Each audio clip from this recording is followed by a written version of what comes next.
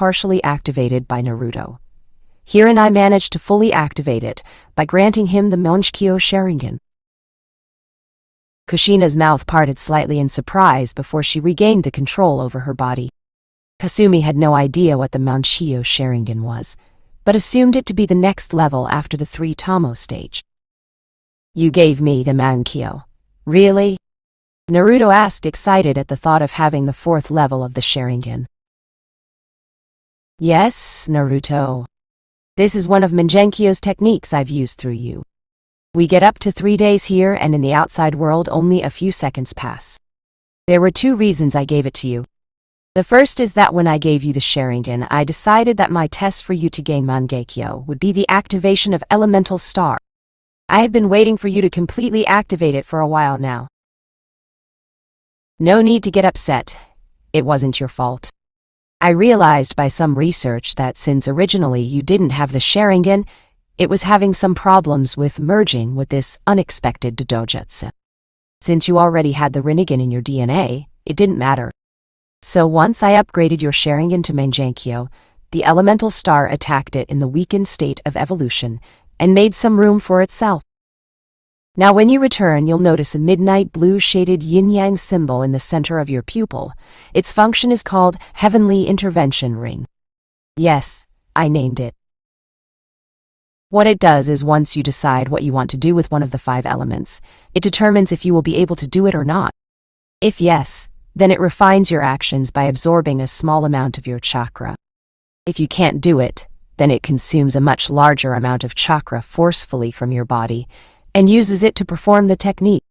Usually it takes 10 times more chakra to manipulate an element that you can already use normally with moderate mastery. But that's not the only thing it does. It gives your Rinnegan's psychic abilities a ranged effect. But before you try it, let me warn you first that you're not ready for it yet. Using a good amount of chakra in your Yogengan, you will be able to read and paralyze any visible person within your sight.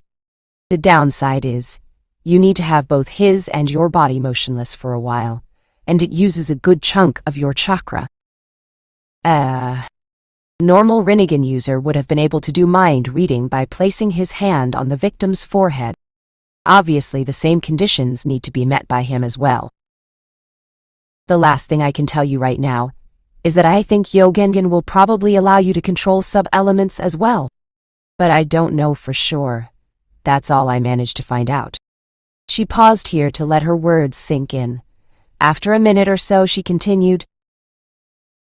Oh, and by the way, your shiny blue yin-yang symbol in your pupil is always active and spinning, consuming your chakra steadily. I'm not sure, but I think since it is continuously eating your chakra, it should be doing something, but we'll have to find out what later. Everyone fell silent after that.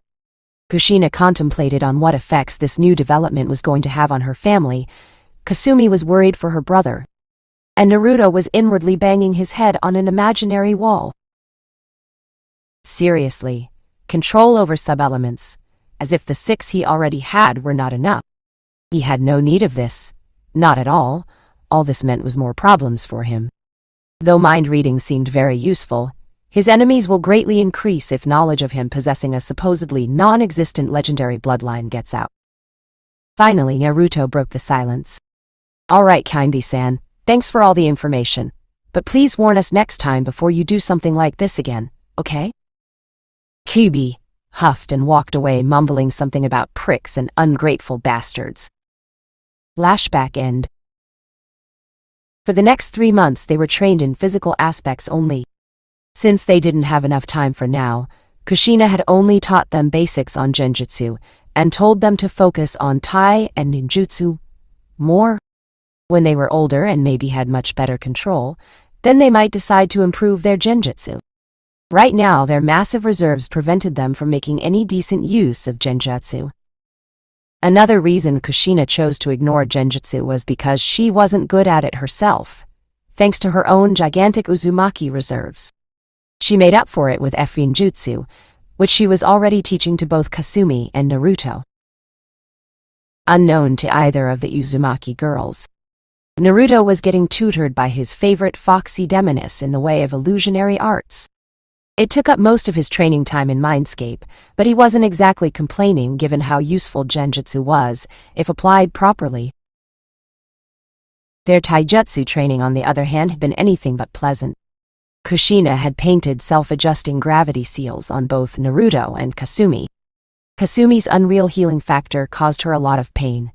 As the more she healed herself, the higher her capacity got, and the more painful her seals became. She had cried on her brother's shoulder many times for the first few weeks, but refused to show weakness in front of Kushina as she was their sensei right now, and Kasumi wanted to be as strong as possible for her family. Naruto wasn't much better off either. Even though he didn't heal as fast as Kasumi, he threw himself into training with unfathomable determination that astounded even Kibi herself. But one thing they both had in common was that both the twins could now hold their own in a one-on-one taijutsu fights against almost any mid-level Chunin foe. Kasumi, though, with her stamina capacity and healing, could probably hold off against even low-level Jonin if the situation called for it.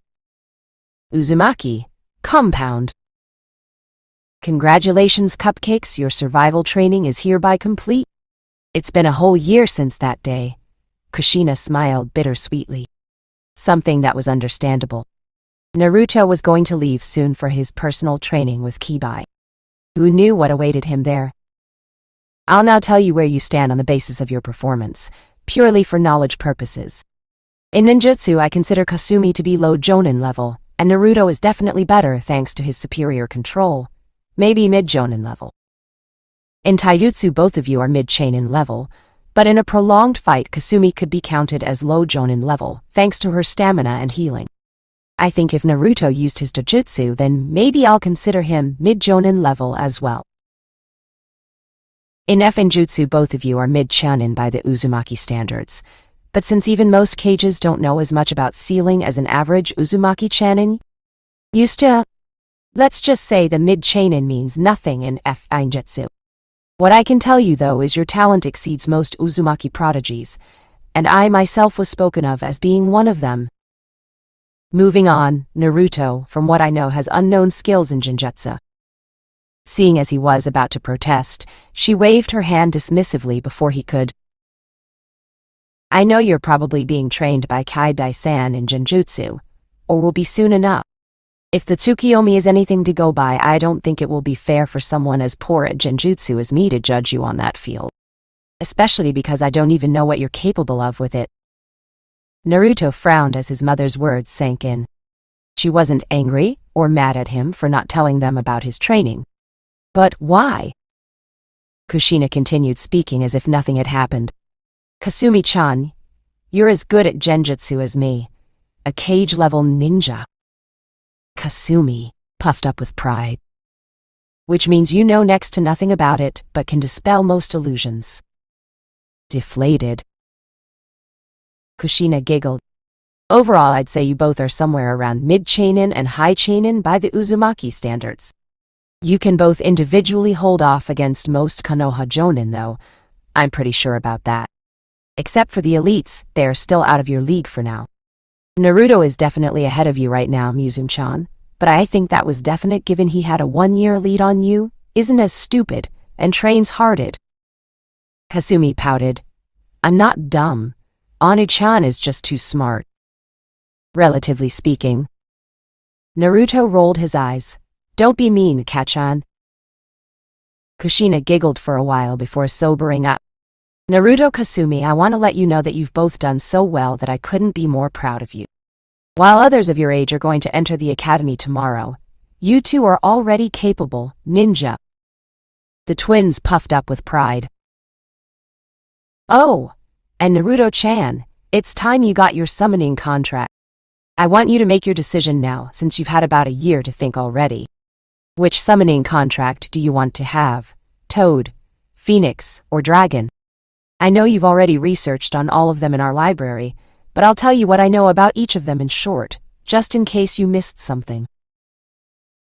The Toads are versatile fighters, spies, and transports. You use this contract. It's also shared by Jiraiya of the Sannin. They give their summoners Sage training, which allows them to use Gamma Sennin mode, Toad Sage mode. The Toad Sage mode grants super strength, and large chakra reserves for a limited period of time. They have a very well-developed network of reverse summoning seals all over the world, so they're also great messengers. She paused as Naruto pondered on his view of the toads. While they seemed powerful, having another summoner alive who might possibly work against them in the future wasn't something he wanted to have. He gave his mother a nod for her to continue, which Kushina did. Phoenix summons are the fastest summons in the known world, and they're very selective on whom they allow to be their summoner. They're competent warriors and are considered to be noble blood in the summoning realm. They teach their accepted summoners the ability to dissolve into and reform from fire and summon flames that cannot be put out by anyone but another Phoenix contract wielder. It is said that the Phoenix fire rivals the flames of Amaterasu. Naruto grinned. Well, that sure provided a good alternative to the toad summons, but he won't decide on anything until he's heard all his options. The dragon summons are considered as the elite warriors among summon clans. They're quite a bit slower than the Phoenix summons, but their strength in battle is unrivaled. Piercing a dragon's scales is considered a great accomplishment in and of itself. Legends say that the dragon boss summon can hold her own against a lesser being. Their summoners can also learn the ability to cover themselves in dragon scales for a limited period of time, during which they become nigh impossible to kill, unless you find a way to get through those scales. This was the contract signed by our last clan head. Chapter end. Review? And let me know what you think of the story so far. Title: Uzumaki Chronicles, The Swirling Tides author. Akash-drating mature story statistics and character details. View author's profile. Character name. Physical age. Naruto Uzumaki 7 years. Kasumi Uzumaki 7 years. Kushina Uzumaki 25 years. Kibi 19 years age. Alessas. Talk. Think, mental talk. Chapter 4. Acquaintance. Uzumaki Library. Hidden Chamber. So, which one will it be, Naru-chan? Phoenix, dragons, or toads? And before you ask, no, you can't have more than one of these contracts. Naruto genuinely considered all three of the options before coming to a proper conclusion. The toads were the worst choice because of there being another summoner alive, who was both a senior summoner and a potential enemy for all he knows. That left him with only two choices, the Phoenix and the dragon. Since he preferred fighting up and personal, the dragon's scales and strength seemed to give him the most advantage. Besides, he preferred combat-type summons than the delicate nobles that the Phoenix seemed, even though they might be powerful. He honestly believed the Phoenix would suit his sister better. Making up his mind, he answered his mother's question with a firm resolve. Well, no offense to the toads or Phoenix summons, but I believe that, for me, the dragons will be better. I already have some good attacks and the dragon's defense will really help me. And since they are the best fighters of these three, they will be the best choice for getting me out of tough situations. Phoenix seems good too, but they seem more offensive type with no proper defense abilities. Phoenix fire sounds cool and all, but I really need something like those dragon scales to help me last more during tough situations and give me a good defense. Kushina nodded in acceptance at his choice. He didn't really have any good defensive abilities, and the dragon scales sound like more than a decent defense. Obviously, he probably already knew that they won't be easy to get. But Naruto was not known for backing down from tough situations. He will get them no matter what. Kushina was sure about that. She knew her son well enough. Ka-chan, if Anui-chan is going to have dragon contract, then can I have the Phoenix contract? Kushina smiled apologetically at her daughter. Sure, Kasumi-chan. I'm sorry I didn't mention it yet, but I was going to give you the other one in any case. I just wanted Naruto to choose first as he was leaving soon. Now, I want both of you to write your name with blood here, and press your hands here. Hence, Naruto proceeded to sign the dragon contract while Kasumi signed the Phoenix contract. After they were both done, Kushina put the scrolls back in their proper places. She fixed them both with a stern glare as they finished signing their contracts. Remember Naruto, Kasumi. When you summon for the first time, be ready for anything. Dragon and Phoenix summons don't let just anyone be their summoner. You will both be tested, and Naruto, I want you to be extra careful. The dragons believe that death in battle is the best way to die, as they are warriors. There has always been a very high casualty rate in their tests. Both of them nodded. Kasumi made a silent note to summon only when she thinks she is ready, while Naruto decided he will pray for a long life before he summons for the first time. Pfft. As if some random dragon bitch will be able to kill the container of the great Kibai no Yoko. Naruto rolled his eyes at his tenant. You're right. The almighty queen of demons that is locked inside a human stripped off her power. Remember, Kin-chan, you can't think of all the battles we will have as plays anymore. You're no longer invincible, and I am but a human who can be easily killed by the simplest mistakes. The demoness pouted rather cutely, but since Naruto was outside his mindscape, he couldn't see it. You think I don't know that? But come on, do you have to keep reminding me how I got stripped off my power and sealed into you? Kushina, oblivious to Naruto and Kinbai's conversation, continued with warning them about the potential dangers of signing the contracts. I want you both to be respectful towards the summons. They don't take kindly to insults. Remember, they are both noble clans. And if at any point you think that you can't do it, please stop. I don't know what I will do if anything happened to either of you. Don't worry, Ka-chan. Nothing's gonna happen to us. We are too awesome to die. Kasumi tried to cheer her mother up, which somewhat worked as her mother smiled. But it wasn't very convincing and seemed bittersweet. What mother wouldn't be scared while sending both of her kids to their potential deaths? And a career as a ninja was full of risks and disasters just waiting to happen. Naruto was going to leave for his journey now, and Kasumi was going to join the academy tomorrow. Kushina too would need to start taking missions again. They can't live forever just from their savings. Kasumi-chan, don't slack off on your training, okay? Because when I come back, I will be a lot stronger than I am now. And then I want a spar with you. Naruto winked at Kasumi. He honestly didn't want to leave them both, but he had to get stronger. And Kibai had absolutely refused to train him any further within Konoha. Something about some of her techniques being very unconventional and attracting too much attention. Up until now, Kasumi had been avoiding thinking too much of being without her brother. But it was unavoidable now when he was just about to leave. On Nuan Chain. Please? Please just be safe, okay? You promise you will be back, right? You won't leave me, right? She pleaded somewhat desperately. He's going to be alone for years, or maybe he will find someone else. What if he finds some other girl and falls in love with her? Then they both decide to get together and leave me here. No. That can't really happen, right? I already told you, Kasumi-chan. You and Kei-chan are the ones I value more than my life. I will never even think about leaving you. You know that, right? He tried to reassure them. Kasumi visibly relaxed after hearing him, but still kept her pleading eyes on him.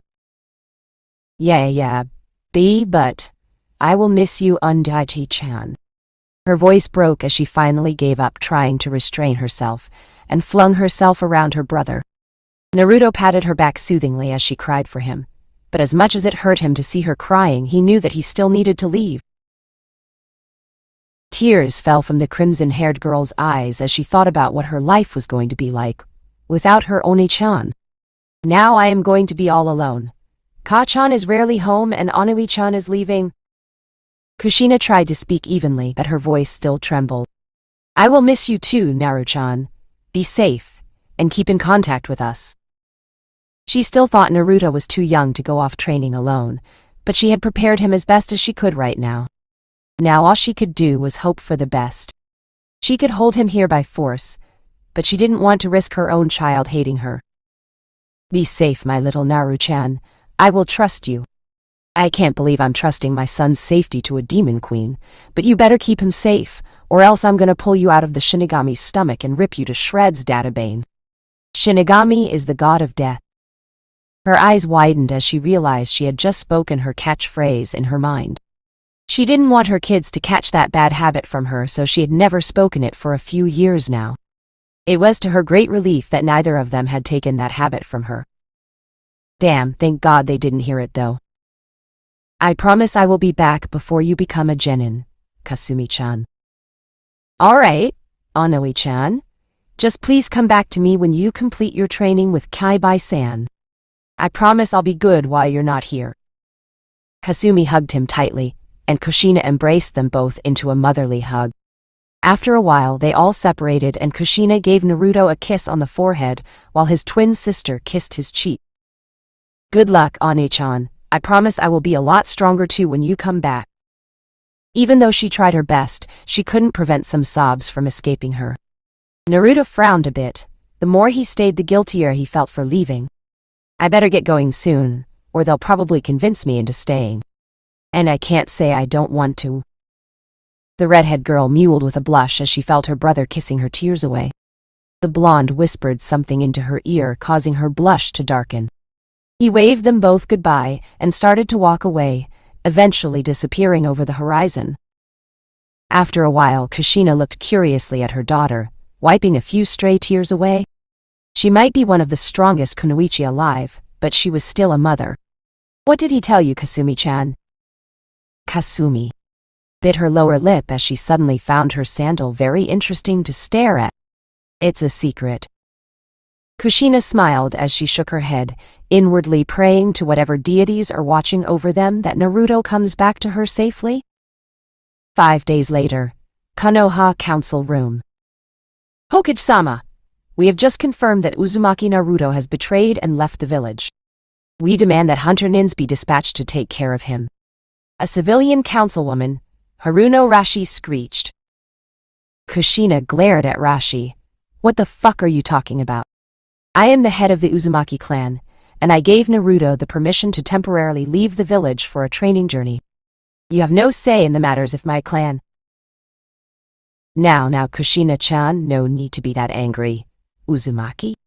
Naruto cannot be declared a missing nin as he is not a ninja. Yet. Now, Kushina-chan, I believe you owe us an explanation as to why you sent your 8-year-old son away on a possibly life-threatening journey outside the safety of Konoha. The Sandaime Hokage demanded with authority in his voice. Most people would find it hard to deny his request, but Kushina wasn't most people. She shrugged. I don't owe anyone in this room anything. And I don't remember since when clan heads needed council's advice over clan matters. But if it gives you any relief, I can assure you that Naruto-kun will be back in the village after a while. The Sandaime raised a white brow curiously. A while? How long is that exactly? Kushina just settled for giving him a mysterious smirk. That doesn't concern anyone but me and my daughter. I don't remember anyone here being particularly worried about his health. Shimura Danzo smirked. Despite what you may want to believe, Uzumaki-san, we are very interested in your children. Kushina could practically feel his hunger for power from the other side of the room. The redhead had always been wary of that old warhawk. He was almost as bad as Minato when it came to doing anything for the sake of Konoha. Kushina grimaced as she thought about it. And he's a certified baby hater like him too. I remember how he was once blamed for abducting multiple infants from an orphanage for training them to be Konoha's loyal soldiers. But that debate never reached a conclusion due to no one willing to go against his influence. Not that anyone really cared. The asshole probably wants Naruto and Kasumi to be Konoha's loyal weapons like Minato did. Fuck them all, I'll show them why half of my class had quit trying to be a ninja after that random asshole had dared to call me a tomato. She almost blushed as she recalled her chubby appearance during her preteens. She was so glad Kasumi didn't inherit that from her but still got her good looks. But that was probably because Kushina had always done the absolute best when it came to taking care of the twins and their health. Kushina knew, though, that till now Danzo had been unable to outmaneuver her, and he didn't want to risk her direct wrath yet. He was one of the main reasons she was doing only S-rank missions. The S-rank missions are top secret. No one except the Hokage knows when an S-rank mission is given to a ninja or what and where it is. She couldn't let Danzo know when she was, and when she was not there to protect her children. The aged Hokage sighed. He didn't particularly like the idea of turning children into weapons against their will, and while he wanted Kushina's children to be motivated into being loyal to village to a point that it becomes their dream to be a Hokage, he didn't want to completely brainwash them like those root ninja. Those guys didn't even have any emotions or the will of fire. Any ninja without the will of fire can never reach his full potential. That's what he believed. Of course, what he wanted wasn't all that different from what his old friend Danzo wanted. But the slight difference was vast in Sarutobi's eyes. What Sarutobi achieved through subtle manipulation left longer-lasting effect, and the ninja he turns into Konoha's loyal weapons will stay loyal to the village, even if something bad happens to him. What Danzo did, on the other hand, made it quite clear to his agents that they have no choice in the matter, as opposed to Sarutobi, making them think that they chose to be loyal completely to Konoha. The reason for this was that, as opposed to Danzo, Sarutobi had enough foresight to comprehend the possibility of his eventual death, after which most of Danzo's agents will be free to do anything they want. Most probably, their first free decision will not be the same as what they had been doing while they were bound down by Danzo's program. So Sarutobi knew that his method provided Konoha with better and more permanent weapons as compared to Danzo's. He won't let Danzo have Minato's kids unless it was really needed to protect Konoha. Then he would have no choice after all. Safety of village comes before safety of two kids. He just hoped it never came down to it. Kushina-chan, please calm down. Danzo, I want to make this very clear right now. No child of this village deserves the treatment that you gave in your root program. I had ordered you to disband it. You have disbanded it, right? Danzo inwardly facepalmed. I swear that old goat is retarded. He won't do anything to my program unless he finds solid proof against me, or I admit it myself. He doesn't really expect me to confess like a love-struck teenager, right? Of course, Hokage-sama. Shikaku scoffed. Chi, given your clan is on the verge of going extinct, why would you risk your last living male's life like that? Obviously you're not telling us your real intentions. Sarutobi sighed. There is really not much that could be done here. It is a clan matter as per the laws, and I'm certain that Kushina won't budge from her decision. And Naruto isn't the one I should be that concerned about. Kasumi will surely be more powerful. So I should concentrate on manipulating her to be more loyal to the village. Alright, I don't want anyone to do anything stupid. Uzumaki Naruto is the responsibility of Uzumaki clan, and no one else is to interfere in their clan matters? Now let's move on to the other matters. Kushina sighed in relief. For once the dreaded council meeting had gone mostly in her favor. With Naruto. Okay Naruto, we are far enough from any human settlement. This should be enough. Naruto stopped running as he dropped down from the trees into a random clearing.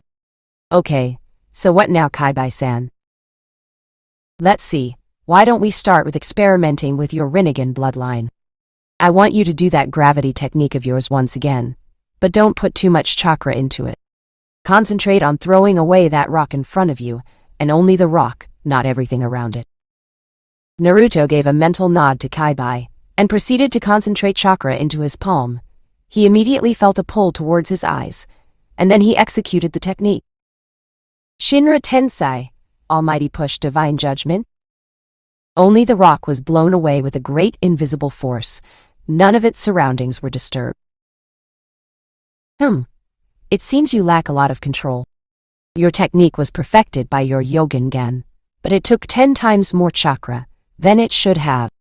You can only do it once every 10 minutes, and it will exhaust you completely after 5 tries. Damn. Naruto frowned. This technique was awesome, and it sounded awesome too, but he needed to work on it. A lot? How can I improve it, Ki-chan? Well, let me think. To be able to perfect it, you need to find out your flaws first. But your Yogen won't let you do it the wrong way. Isn't there a way I can tell that thing to stop fucking with my training? I wish I knew. You can probably do it when you have enough control over your bloodline. But I think I might have a solution. Remember I told you I felt another person activating the Rinnegan recently. Realization dawned on his face as his eyes widened. Oh yes, I get it. You want me to observe how he performs Rinnegan techniques, and then I can improve mine. The redhead smirked. Yes, and if that fails then, I'm afraid only way for you to improve will be trial and error method. In other words, keep doing it till your Yogengan stops correcting your technique, which will mean you have perfected it to the required level. The blonde gave her a nod as he accepted her words. Okay, let's get going then. Direct me. Northwest, towards the rain country. Rain country 3 days later. It was raining. It always was everywhere he went for the last 2 days. No wonder they call it the rain country. What else would it be called? Only a god can stop this rain. Well, we're here. Indeed we are, but we haven't found him yet. I guess I should keep training while we look for him. Any ideas? Have you thought of reversing the pull of gravity from Shinra Tensei? KB suggested. Shrugging, Naruto decided to give it a try. Almost immediately, information started flooding his memory, and he felt like he knew a new technique. Bansho Tenin, universal pull. The wooden branch of the tree he was pointing at broke from the tree and started flying towards Naruto. He immediately cancelled the technique. Unfortunately for Naruto, Kushina had not taught him all the laws of motion. So he got hit in the forehead by the wooden branch. Ow! Kybi laughed at her container's plight. Ha ha ha ha! You beat yourself with your own technique. Biff! Naruto! Growled in frustration. Shut up! I cancelled the technique while the branch was still in the air. Then why did I get hit? You idiot! Imagine you are pushing a wooden cart down the road with great force. After you stop pushing it, will it stop by itself immediately? Naruto! Chuckled sheepishly as he realized his mistake. The fox demoness seemed silent for a while as she contemplated the new technique. This technique can be very useful if you are able to perform it right. You can kill a surprised enemy before he even realizes what happened. But you will need to be careful with this one, as you will be pulling things towards you. This will be very risky as well. Naruto paled a little as he realized that the training he would have to go through while perfecting this technique won't be pleasant. I can only imagine what would have happened if there was a kunai instead of that wood log. She chuckled lightly. Indeed. Now if you didn't notice, there was very little chakra flow towards your Yogengan when you performed Bansho Tenin, and it used very little chakra as well.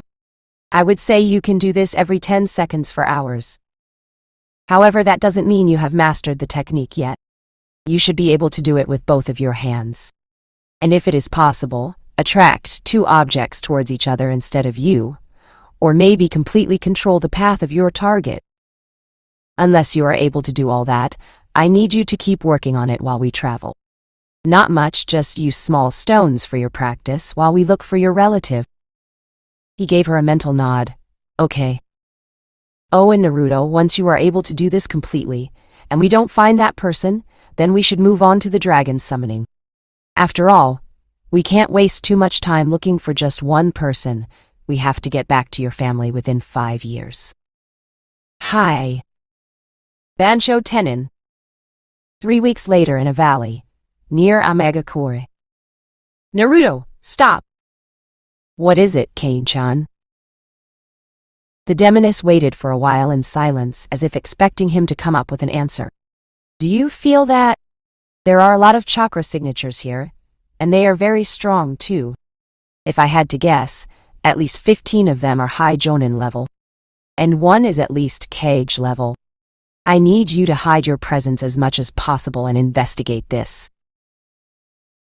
Naruto was honestly a bit scared being this near to so many powerful ninja.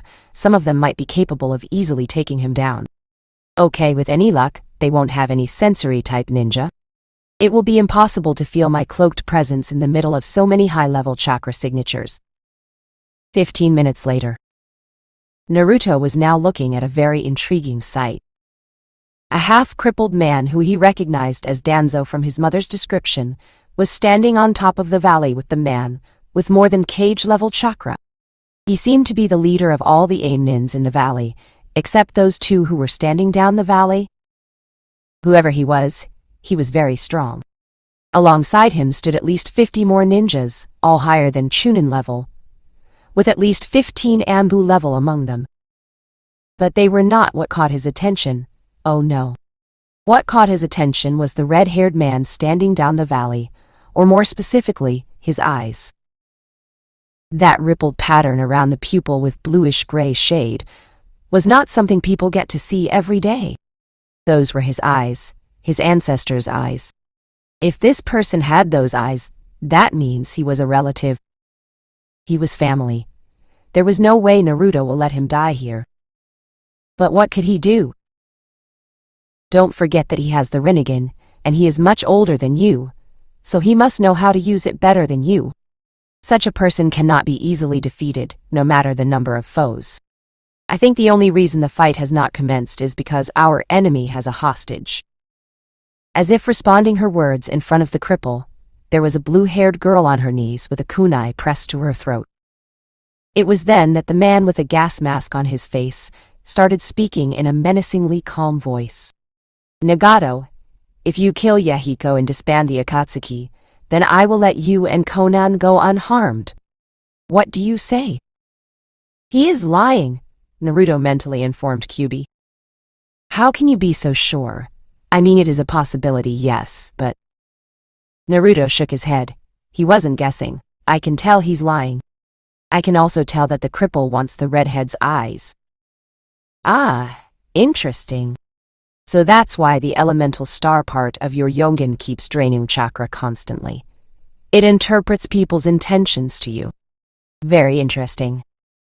He didn't want to miss the opportunity to meet another Uzumaki because he wasted too much time. We can discuss that later. For now, what do we do? It is clear that if we don't get that girl out of there, then we will lose the chance to meet another Rinnegan user. Kyuubi understood what he was going through, but she was a bit hesitant to let him endanger their lives for the sake of someone else. With so many efficient ninja against them, even with another Rinnegan user, they can't say for sure if Naruto will be unharmed. However, she knew that if she didn't help him deal with the enemy, once the Rinnegan user and his friend were down, Naruto will be next. Right now, it was difficult to focus with so many chakra signatures in such a small area. But once one side was down, they will have only one non-familiar signature remaining. She won't be surprised if they decided to check who the unknown was, and she knew Naruto could probably die in such a situation. So she decided to let Naruto help the other Rinnegan user in getting out of this situation. For both their sake. Well, Naruto, from my point of view, Nagato and Yahiko, as we heard their names are, can't do anything till we get that girl out of there. They can't get her out if they try anything, the girl dies. Now this is where the easy part ends. You don't have any techniques to accomplish this task except the Bansho Tenin. I propose you first maintain a focal point on the kunai and the girl on the same time. This will take both of your hands. Then you will need to pull back the person who is holding the kunai towards the wall behind him. Just have the intention to do it, and your Yogengan will pull the proper chakra and perform the technique. At the same time, you will need to pull the girl towards you using your right hand. You fuck up a single thing and the girl dies. Can you do it? Now Naruto was honestly feeling some pressure of the situation on himself, but his resolve was still firm. It's our only hope. Kyuubi smiled. She was beginning to admire the determination this boy had. Good, now focus. When you get it, initiate. With Nagato and Yahiko. Nagato was having an internal struggle with himself. He had no idea what to do in this situation. He didn't want Conan to die. He loved her. He couldn't let her die. No, that was not an option. But how could he kill his own friend? Yahiko had been with him since the beginning. He gave him food when Nagato was starving, let him stay with them when he was homeless, gave him guidance when he was aimless, gave him confidence when he was hopeless. How could he? What kind of person would he be if he killed Yahiko? No, that was not an option either. So what could he do? Nagato, please kill me and leave with Conan. You are the hope for this world's future. You are going to be the bridge to peace. You cannot die here. Please, fulfill my dream for me." Unconsciously, Nagato's hand moved towards his kunai pouch and started to finger his kunai. But just as he withdrew it, he heard the name of a very familiar technique. His technique, a technique that needed his eyes to be used. "Bansho Tenin," Naruto called. All heads whipped towards the voice, and the next thing they knew, a squealing blue-haired girl was flying through the air, with a kunai in front of her, while Danzo's root ninja that was holding her was falling backwards due to a very concentrated Shinra Tensei aimed on him by Naruto's Yogengan. It was all going perfectly, till his eyes decided that instead of pulling the root ninja towards the wall at his back, it will be better to push him away. So the Yogengan had used Shinra Tensei on the now dead root ninja's chest instead of the modified Bansho Tenin like he intended, thus consuming a lot more chakra. Naruto had no problems with that ninja dying, but he did have problems with the exhaustion that was going to set in after using 2 Bansho Tenins and a Shinra Tensei at the same time. He was so busy mentally ranting that he didn't notice the danger until a kunai pierced his left hand and a blue-haired girl crashed into him. "Ow, that hurt like a bitch," Naruto groaned in pain. "Conan!" Nagato and Yahiko yelled at the same time. "Oh, she is fine. She just passed out from too much gravity focused on her. Sorry about that. I am with you for now, by the way. Now could you do something about those guys?" Naruto, fortunately, had the foresight to wear clothes that covered most of his body, thus making him unrecognizable to most of the Konoha shinobi present. With Nagato, he didn't fucking care who this kid was, but he knew that the fucking bastard Hanzo had almost killed both of his friends. And possible love interest, he mentally added. "That fucking piece of shit, I'm gonna rip him a new asshole." Somewhere far away, Tayuya sneezed, feeling as if someone was stealing her style. "Whoever the son of a bitch is that thinks he can fucking get away with fucking stealing my fucking copyrights can go fuck himself. Did you fucking hear that, you fucking piece of dog shit?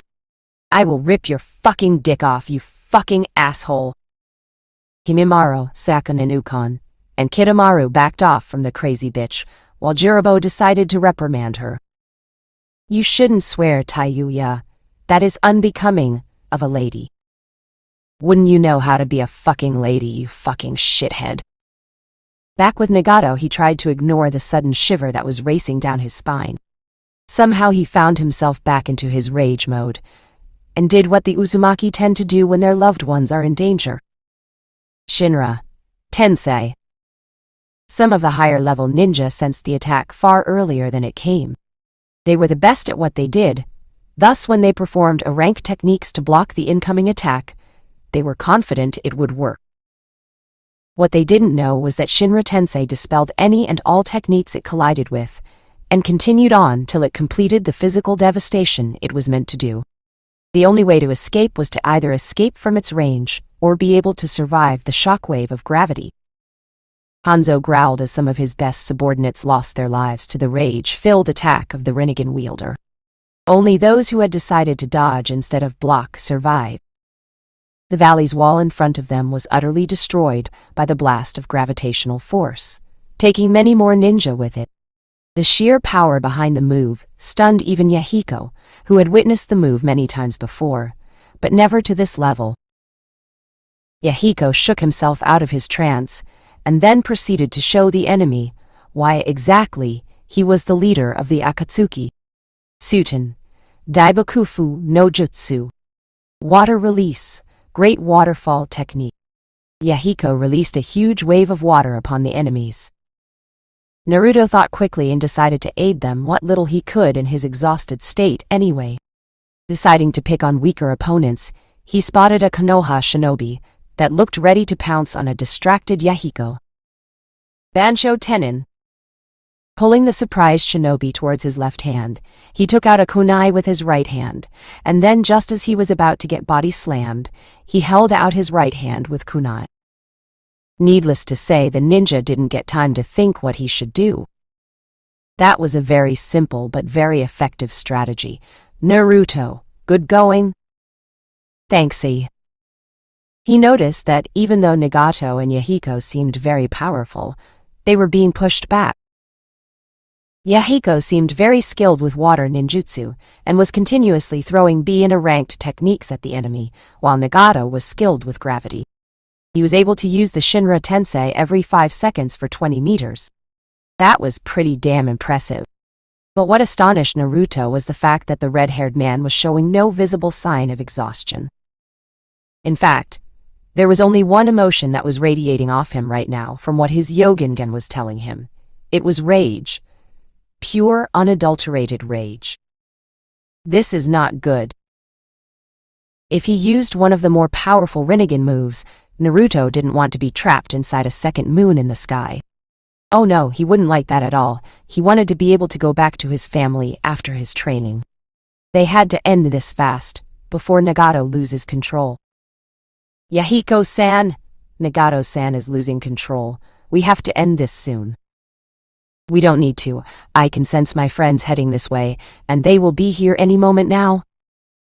Just then, about 20 people, all about Jonin level, jumped around the 4 of them in various defensive stances. Yahiko-sama, what's going on? A bald man, with a very unusual body shape, asked.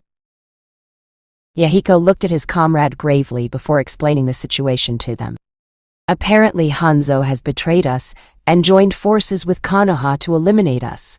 This kid is with us for now. We must escape. We're not ready to fight an opponent of Hanzo's caliber yet. Hi! Even Nagato grunted in response, though Naruto could tell he didn't want to leave without killing all his enemies. With that, the group started traveling in opposite direction of Amagakure, towards Fire Country's border. Only half of the Anbu-level ninja he had brought with him had survived. Most had died in the first attack due to being unprepared, but after that they easily got out of the range of an attack. They sensed couldn't be stopped. As they made a move to pursue the escaping group, Hanzo held up his hand to stop them. Hanzo, what are you doing? We can't let them go. You promised me I will get to keep that man's eyes. Danzo sneered at the legendary masked ninja. The salamander summoner gave the presumed cripple a cold glare. Shut up, you old fool! I didn't plan on fighting their entire group. If your incompetent ninja had not let that girl go, we would have had only the Rinnegan user left to handle. And during his mentally weak state due to the loss of his friends, we would have taken him out easily. As it is now, I don't want to fight an entire group of a ranked ninja with Yahiko leading them, especially when they have an enraged Rinnegan user on their side. Danzo gritted his teeth in annoyance. He knew very well that if Hanzo and the rest of his men wanted, they could take down the escaping group. The reason Hanzo didn't do so was because he knew he will definitely lose many more of his best men. But what about? Our deal is over. If you want the Rinnegan, you can get it yourself. They are out of my country and that is all I want. If they are not here, they can't cause a rebellion, and I can do whatever I want. If they come back, I will deal with them personally or with allies who actually perform their duty well, unlike you. With that, Sanshuo no Hanzo walked off with his remaining troops, leaving a fuming Danzo behind. While Danzo was a lot of things, he was not retarded. He had seen how easily the Rinnegan user was tossing his ninja aside like they were dolls. If Hanzo had helped him, he could have killed them all, but that fool. He had just let such an opportunity go. He had so many plans for a Rinnegan eye, and now who knows how long he would have to wait.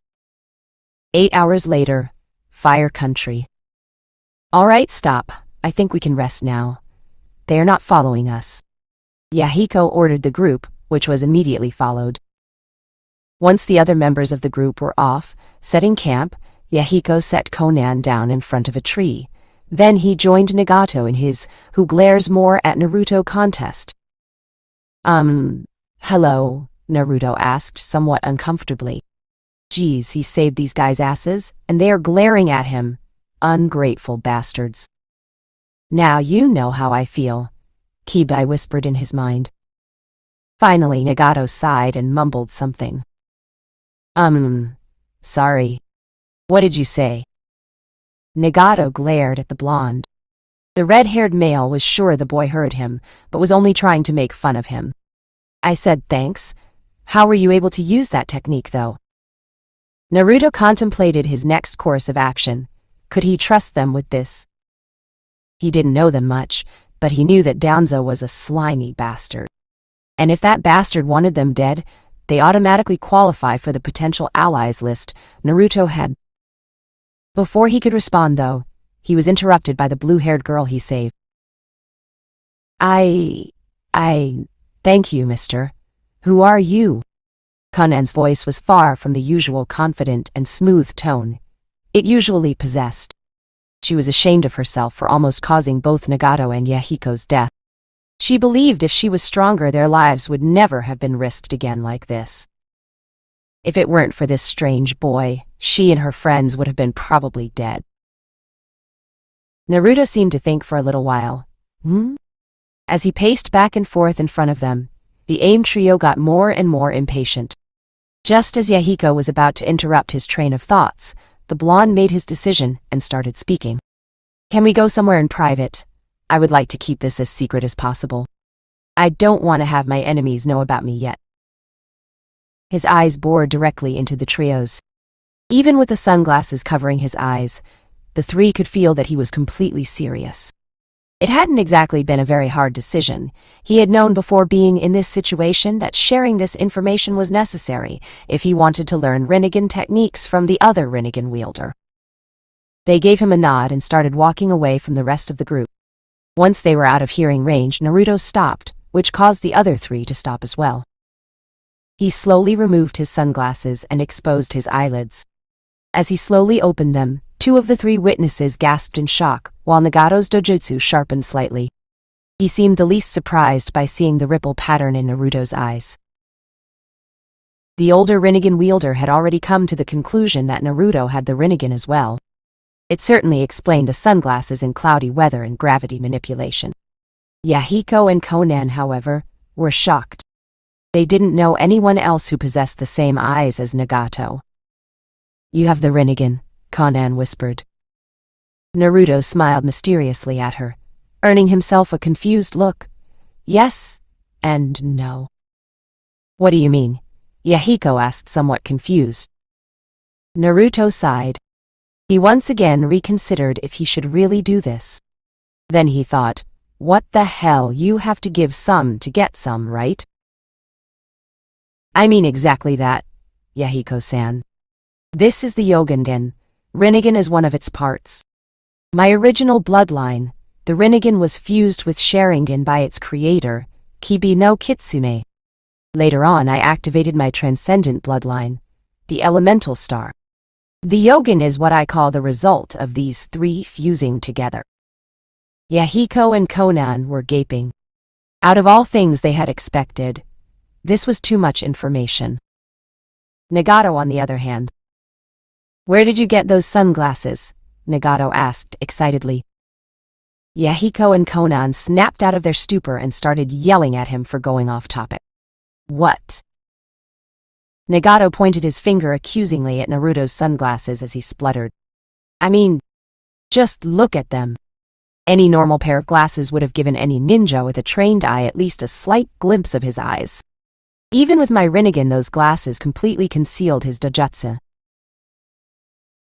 Ah, these, Naruto said, looking at his glasses proudly.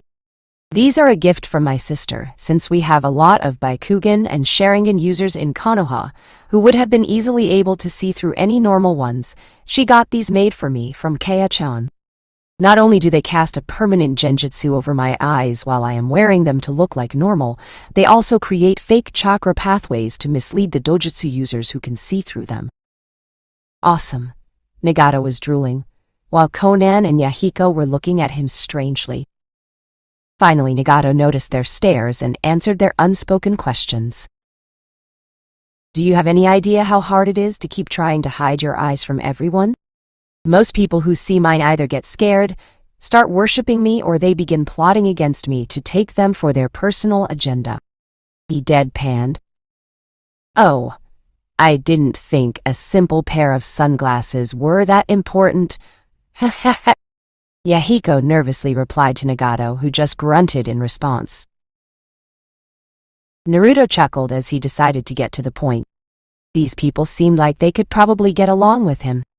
Nagato-san, now that we have broken the proverbial ice, let's discuss some family matters. With that, Naruto started explaining to Nagato about the Uzumaki clan. 20 minutes later. So your mother was Uzumaki Shiki. Have you ever heard of anyone named Uzumaki Kushina? Nagato's eyes widened in shock. This boy knew his aunt's name. How do you know her? That was her sister's name. Really? She is my mother. I guess we are cousins then, huh? Naruto grinned. Nagato gave him an hesitant nod, not quite able to fully comprehend the aspect of having a living relative himself. I never thought I would get to meet any of my relatives again. Where is Kushina-san then? And can I meet her? Naruto nodded as he didn't see any harm in telling him about it. She is in Konoha. And of course you can meet her, but not right now. Konoha is full of greedy bastards, and if they notice you there with your rippled eyes in a showcase and all, they will start acting like hormonal teenagers in the girls' side of the hot springs. Nagato seemed a bit downtrodden at the idea of having to wait. Oh, so what do we do then? The blonde pondered on his words for a while before replying, well, I initially was looking for you so that you can teach me how to better use my Yogengan. Then once I am a bit better with it, I will take the summoning test. Once I pass it, I will send one of my summons to tell Kaya-chan about you. Then we can arrange a meeting. Does that sound okay? Sure, but be warned, I have never tried to teach anyone else anything, so I really don't know much about teaching. Nagato replied sheepishly. The blonde waved his worry off casually. Hey, don't worry about it. I will watch you perform with my eyes completely activated. Just show me what you want to teach and tell me the things that you can't show in the open yet, and I should be able to get the basic concept. From there on, I will need to try on my own. That seemed fine with him, so Nagato nodded.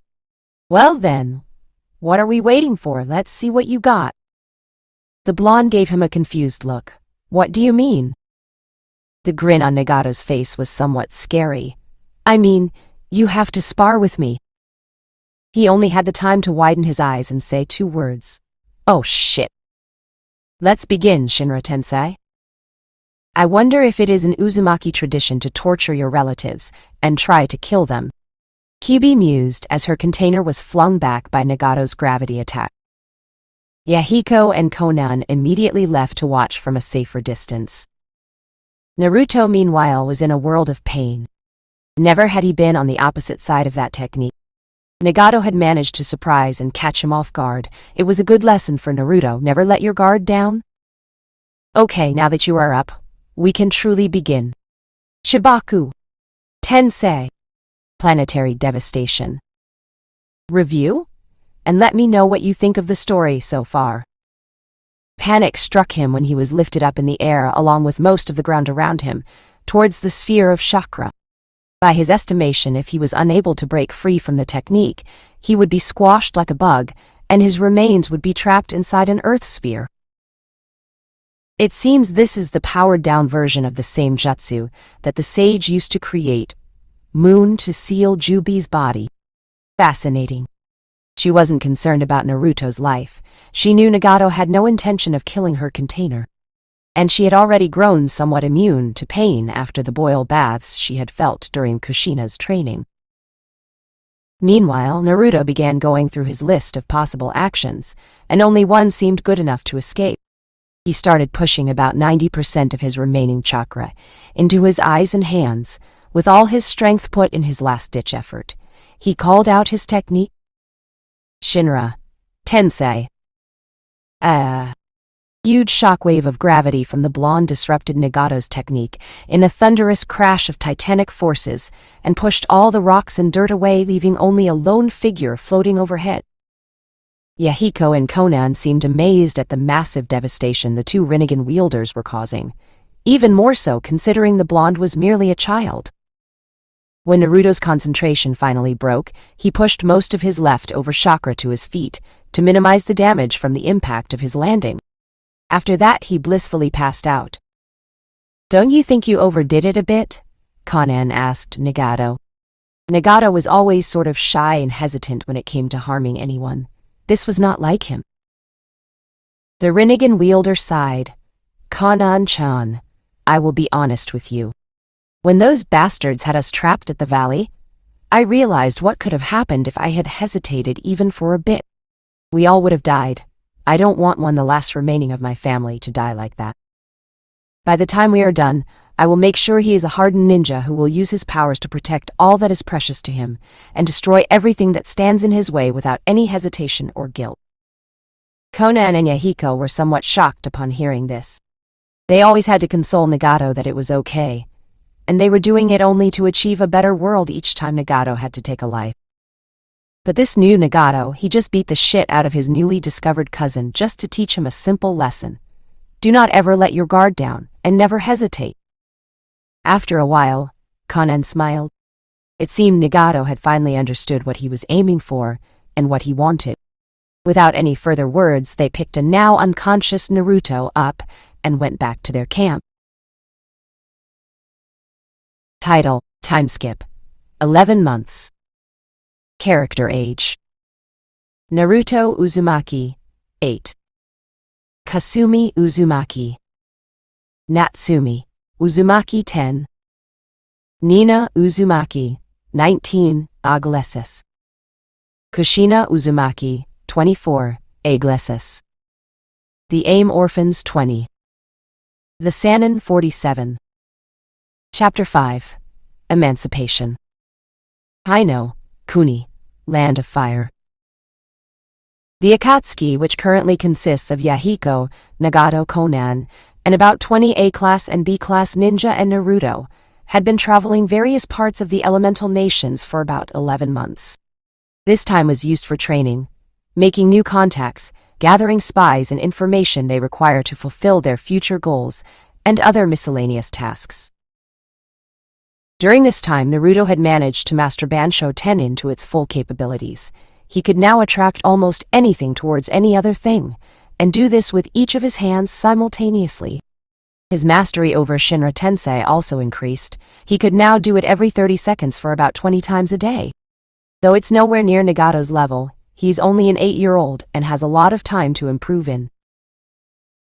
Nagato had let him copy his Chibaku Tensei as well, but forbidden from using it unless it's a life-death situation as it consumes too much chakra. More than Naruto could provide right now. Together with Naruto, Nagato had also managed to find and use yet another one of Rinnegan's abilities, creating chakra disruption metal. They used this metal in the shape of blades or rods that could be created at a moment's notice with the user's chakra, and are more resilient than any steel available, which makes them great weapons for regular usage. Their availability is virtually limitless and spontaneous. They are disposable and not to mention the cheapest weapons they could ever find, given they are made from their own chakra with no extra cost. When the enemy is hit with one of these chakra blades, his chakra control is disturbed so much that until the victim gets the rod out of his or her body, he can't even hope to use even the simplest ninja techniques, including enhancing their senses. Moreover, if enough chakra is pushed into the rod from a close enough location, the user can immobilize the opponent completely, making them little more than a sitting duck. Nagato had told Naruto that he knows a few more techniques of the Rinnegan, but they are too dangerous to try, and he won't perform them unless absolutely necessary. He warned Naruto about an extremely powerful technique that has the drawback of sucking out so much life force out of the user that even an Uzumaki would be turned into a husk of his former self. According to him, with time the Rinnegan keeps unlocking more techniques that the Rakudo Sennin had sealed in the bloodline, and the user knows how to perform that particular technique by instinct. Kibi had told them that one of the abilities of the sage was to be able to manipulate 6 different bodies from distance, each with its own abilities. That was the reason he was called Sage of 6 Paths. When that jutsu is unlocked, it would mean they know at least the basics of most of the Rinnegan-based techniques. As of now, neither of the two had been able to unlock the Rinnegan to that level, so they still had to wait. But Rinnegan wasn't the only thing Naruto was learning. Yahiko had been teaching him Suiten Ninjutsu. His proficiency with water was good enough to warrant him an S-rank status, but since he wasn't good enough in other aspects to be considered S-rank, he was still higher-rank ninja, and a pretty damn good teacher when it came to teaching Suiten. With Yahiko's help, the blonde had mastered about 20 different Suiten techniques, 3 of which were a rank. He had also copied an S-rank from him to learn later when he had enough chakra for it. Right now, his Yogengan might kill him by absorbing too much chakra to perfect an S-rank technique, so he decided to play it safe. Surprisingly enough, Naruto was able to use origami jutsu that Conan was so fond of. He couldn't copy them with the Yogengan, but it wasn't a bloodline. Once Conan hammered the theory and concept in him, Naruto was eventually able to get it.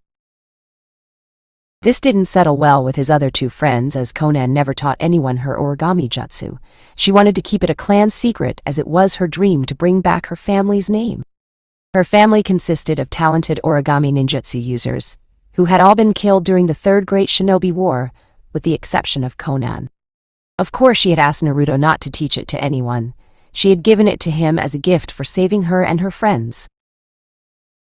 Naruto was nowhere near Conan's level, though. She could disintegrate into paper, fly with paper wings and whatnot. Whatever you could think of as something that paper could be capable of doing, Conan could do it and more. She could make even weapons from paper, make her paper hard as steel and use it as shurikens. I may be stuck making paper boats for now, but I will improve with practice and one day surpass you in your own art, Conan-chan. Naruto vowed to himself with determination blazing in his eyes. Kyubi couldn't help but once again admire his will to never give up. Before she even realized what she was saying, the words had already left her mouth. I'm sure you will, Naruto. She mentally winced. Damn, I almost sounded concerned. I'm the fucking Kai. By no Kitsune, god damn it. I don't do kind-hearted.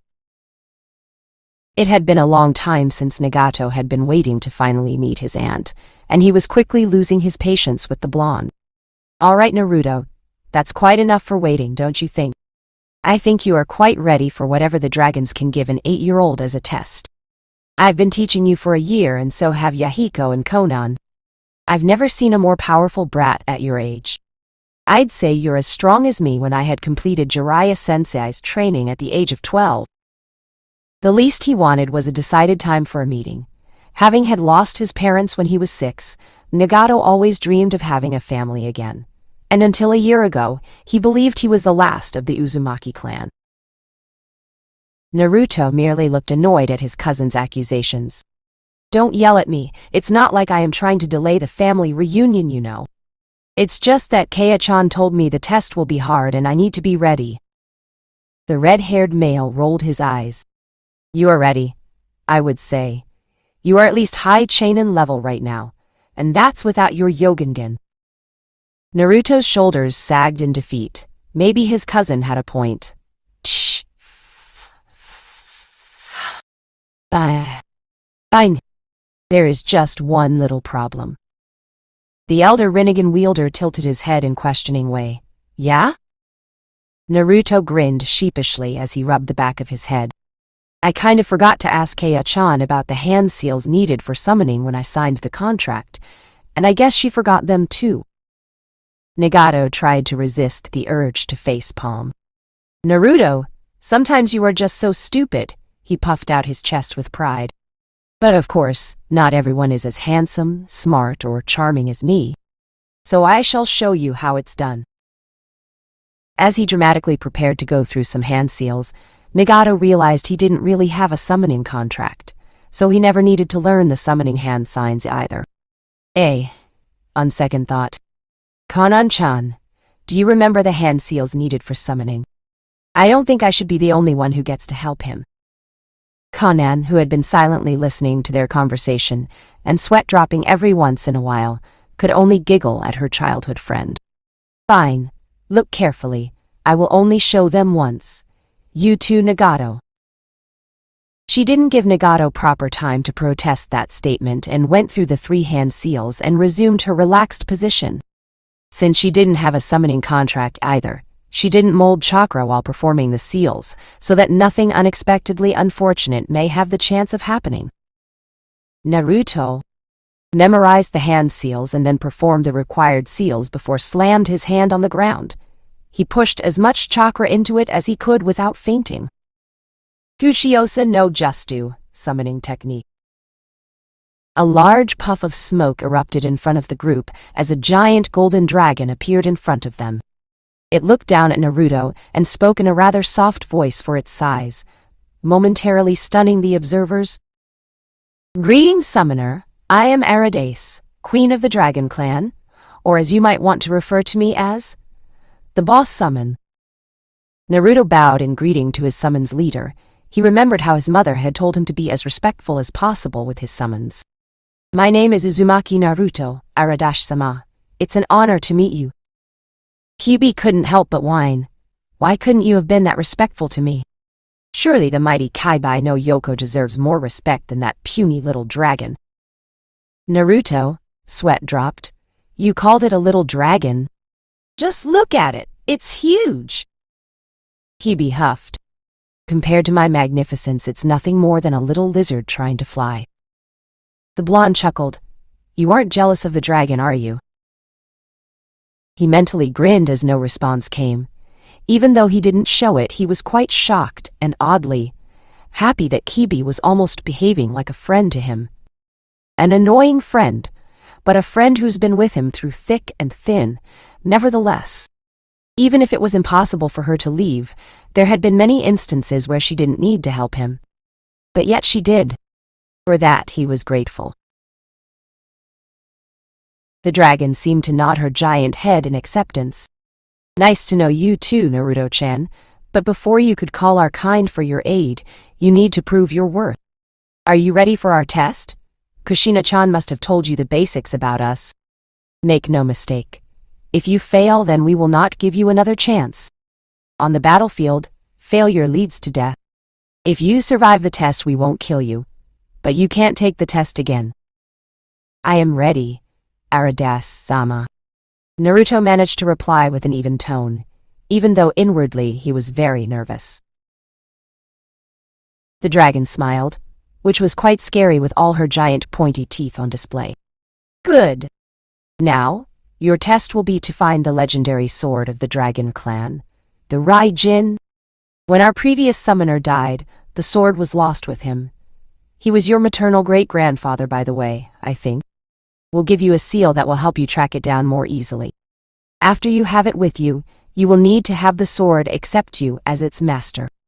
You will know if it had accepted you or not by channeling chakra through it. If you don't already understand this, then we believe that whoever has managed to take the Raijin from someone as powerful as our previous summoner, it might be more than you can handle. The good news for you is we don't care how you get the sword. You can steal it, or you can kill the current owner and take it. The point of the test is to have the sword in your hands and be able to channel chakra through it." The dragon then started to shrink in size until it was around 6 feet tall human female, wearing elegant golden robes. She had D-cup breasts and an hourglass figure. Her face was flawless on first glance, but if you look closely, you could see that she had very fine scales covering her skin. Her hair was golden blonde, not much unlike Naruto's, but much more organized and elegant. Leaning forward, she took Naruto's right hand and bit it lightly. After withdrawing, there was now a curled-up dragon tattoo visible where the bite mark should have been. "This will lead you to Raijin." The dragon's head always points towards the direction of the sword. Keep your hand parallel to the ground, though, or it might point vertically up even though the sword isn't in the sky. Good luck! And with that, she vanished. Naruto sighed in obvious relief. Oh well. That's much easier than I expected. Nagato looked like someone had just killed his puppy. He whined in an obviously disappointed tone. Aw man! I was hoping to see an awesome battle of you with that huge dragon. Naruto looked horrified. If he had to battle a dragon that big, he would have been beaten to a pulp and tossed aside, more than likely dead. Thank Kami my great-grandfather lost his sword. Now I can find it instead of having to fight a fucking dragon. I could have beaten her in my full bitch form, but you would have been completely useless against her. He bemused. Not completely, I hope. The demoness gave him an equivalent of a mental shrug. Perhaps he could have annoyed her after all. Their greatest asset in battle is the impenetrable skin. Right now, I doubt anything you can do would manage to more than scratch her. He gave her a sigh of defeat. Fine, Kyon-chan, I understand. His mental conversation was interrupted by his cousin's once again enthusiastic voice. What are we waiting for now? Let's get that sword so we can send a dragon messenger to your mom and arrange our meeting already. We will help you kill the unfortunate bastard holding, unless they hand it over peacefully. Since the boss said she doesn't care how you get it, and the sword doesn't belong to whoever is holding it. Naruto nodded. Yes, we should start moving southeast according to the tattoo. Flashback end.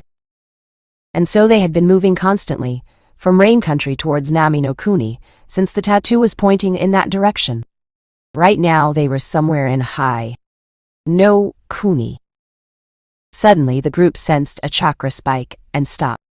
Obviously there was some ninja nearby, more than likely fighting each other. They had to decide whether to ignore it or get involved. It seems some ninja are fighting nearby, Yahiko commented. Nagato gave his friend a nod. It could be someone Naruto knows in trouble. We are within Hai no Kuni, and there has to be a Konoha ninja fighting there. Naruto wasn't so sure about that, though. The only ones I care about from Konoha are Kasumi-chan and Ka-chan, and I really doubt they're here. Or it could be a bunch of missing nins? Conan added. Naruto sighed in defeat. Well, while I don't have any friends in Konoha, I guess it could be Ka-chan even if the probability is pretty low, and I would rather be safe than sorry. So I say we go check it out. There's no harm if we don't get detected. Others could only nod in agreement. With their decision made, Naruto, Nagato, Conan, and Yahiko moved towards the chakra spike, while the rest of the group stayed behind, ready to fight just in case their leaders needed backup. When they got to the clearing, they saw a female, roughly around 20 years old, fighting at least a dozen missing nin from Kumagakure. No Sato. At least 4 of them seemed Jonin level, and 1 almost Ambu level.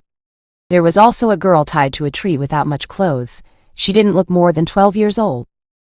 The girl that was fighting had shoulder-length red hair and lavender eyes that looked suspiciously like Hyga's Baikugan, the veins that had bulged around them somewhat confirming their suspicion. Upon seeing her headband, Naruto's group was shocked to see the Uzumaki swirl on it. It seemed as if their eyes were playing tricks on them. Uzushiyogakure no Sato had been long since destroyed, and no one bore the symbol of that village anymore, lest they attract the wrath of countless enemies the Uzumaki had. That meant, we have to help her, Nagato-san. She is obviously strong, but against 1 Anbu, 4 Jonin and 7 Chunin level ninjas, she is clearly outnumbered and needs help. Nodding, the group moved forwards. With Nina Uzumaki was never a lucky girl. In fact, her creation in itself was an unlucky event. She was birthed by an Uzumaki mother who was raped by a Hyga during the clan wars around 80 years ago. Even though she was the result of such a painful predicament, her mother had always loved her and never let her feel lonely. That was until she died when Whirlpool Country was annihilated. Nina had managed to escape her pursuers, thanks to the training given to her by her mother and her Baikugan. She had inherited the cursed Dojutsu from the bastard rapist of her mother. Not that she knew who he was, only that he was a Hyuga from Konoha. When she had first activated the cursed eye, she had refused to use it, and had been disgusted that she even possessed something that made her resemble her mother's rapist. But her mother had told her how every tool available at a ninja's disposal must be used, regardless of the tool's origins. It had saved her life that day. After that, she had tried looking for any other Uzumaki survivors, and failed spectacularly. Until now, that is. She was a master of her bloodline, Nikanzen Tentai's age aspect. So she had remained a 19-year-old girl, even though she was born about 80 years ago. Currently, she was heading towards Nami no Kuni.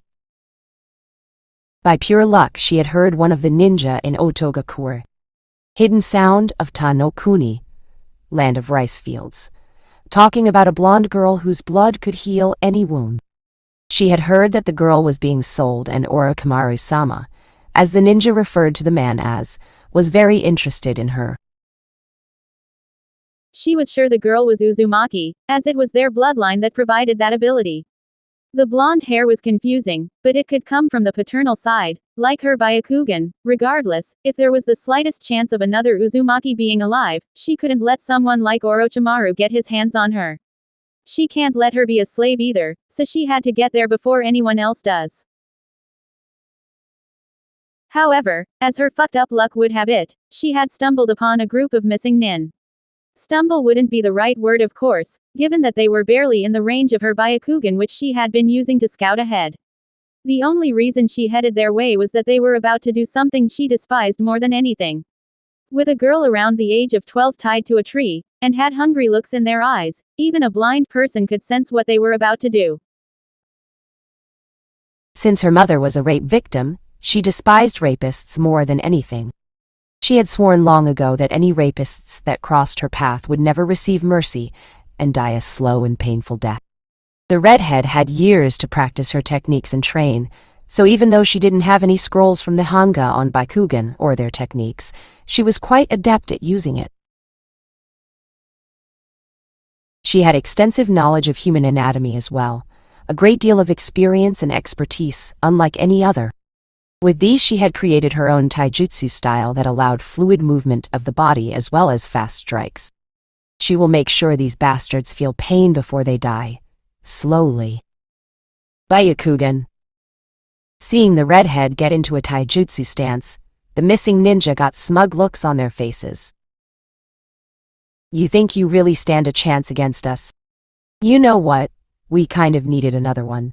And you came just in time. Who knows how many turns this little thing will last?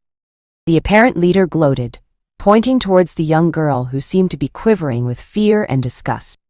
We'll even give you a chance to surrender peacefully, and even enjoy what we're about to do. It will be more fun than if we have to force ourselves on you and fuck you till you break. Nina scoffed.